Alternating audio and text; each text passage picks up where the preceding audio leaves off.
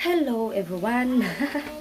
So karon it's Saturday morning. So nagprepare ko sudan para sa akong mga kiddos, sa akong family para sa among breakfast. So mauni siya kay di man sila mga og gulay. So ako siyang giingon ani, gibutangan ako siya egg and crispy fry. Nga ikahuman, ako siya i-mold og circle, then butang na ko diri sa akong breadcrumbs. So mao ni siya ang luto na. So butangan na ako siya giingon ani breadcrumbs. Kay di sila mga og gulay. So akong gibuhat, akong gibula-bula. So ano na siya. Kasi imo na siya paboto ng golden brown.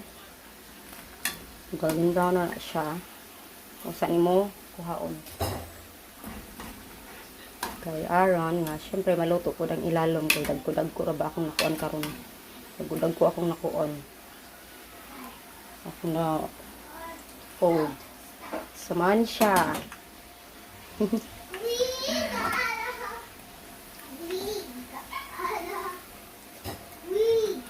Luto ni kay since ganina ra ni siya.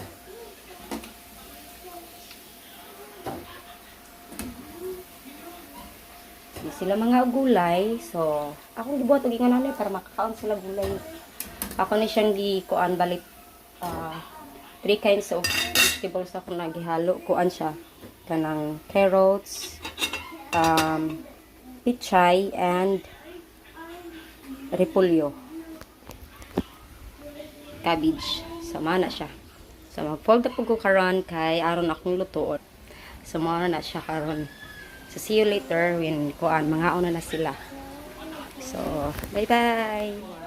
So, here again. Mano na akong giluto kaganina nga kana ang vegetable nga gitungkas na ako, gibula-bula. And of course, my mushroom soup. Sama na siya.